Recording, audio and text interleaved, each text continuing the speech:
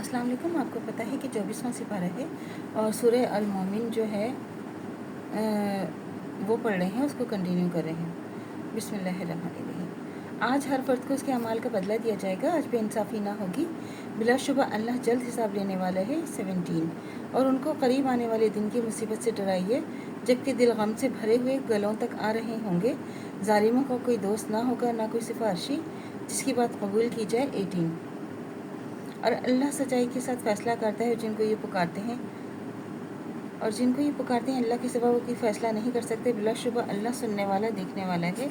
20 क्या ये लोग ज़मीन में चले फिरे नहीं कि देख लेते कि उनसे पहले लोगों का अंजाम कैसा हुआ है और वो उनसे क़ुव्वत और इन निशानों में बढ़कर थे जो ज़मीन पे वो छोड़कर गए थे और खुदा ने उनके गुनाहों के सबब गिरफ़्तार कर लिया और उनको अल्लाह के अज़ाब से बचाने वाला कोई ना था। 21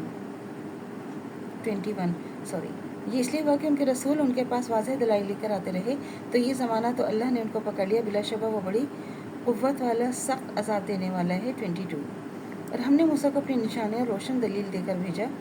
23 और फ़िरौन और हामान और क़ारून की तरफ तो उन्होंने कहा कि ये जादूगर झूठा है। 24 फिर जब वो हमारी तरफ से हक़ लेकर उनके पास आए तो उन्होंने कहा कि जो लोग उनके साथ ईमान लाए हैं उनके बेटों को कत्ल कर दो और बेटियों को ज़िंदा छोड़ दो और काफिरों की तदबीरें गुमराह कुन होती हैं।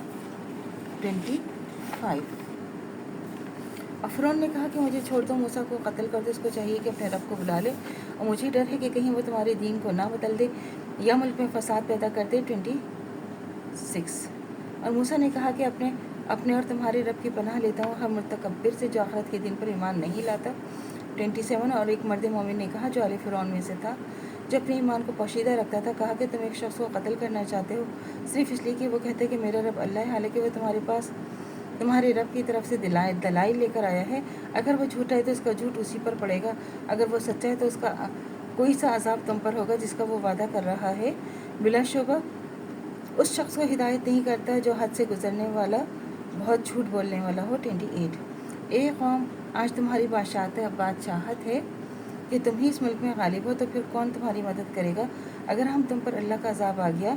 फिर उन्होंने कहा कि मैं तुमको वही बात समझाता हूँ जो मुझे सूझी है और मैं तुमको वही रास्ता दिखाता हूँ जिसमें भलाई है। 29 और इस मोमिन ने कहा कि ए कौम, मैं तुम्हारे बारे में डरता हूँ कि कहीं तुम पर दूसरी कौमों की तरह कोई अजाब का दिन ना आ जाए।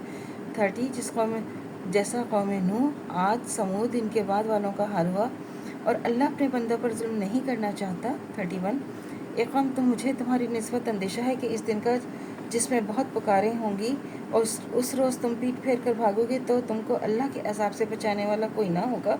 जिसको अल्लाह गुमराह कर दे उसको कोई हिदायत करने वाला नहीं। और इससे पहले कि यूसुफ भी तुम्हारे पास निशानियाँ लेकर आए तो तुम हमेशा नमूर में शक में रहे जो वो अपने साथ लाए थे, यहाँ तक जब वो फोत हो गए तो तुमने कहा अल्लाह इसके बाद कोई रसूल नहीं भेजेगा। इस तरह अल्लाह इसको गुमराह कर देता है जो हद से निकलने वाला है और शक करने वाला हो। 34 तो अल्लाह से दुआ करनी चाहिए जो हमारे ईमान ही मुर्तदम तो कायम दायम रहे, ख़ात्मा बिल खैर ईमान पर हो। इजाज़त दीजिए। अल्लाह हाफ़िज़। मेरे चैनल को लाइक कीजिए, शेयर कीजिए, सब्सक्राइब कीजिए। शुक्रिया।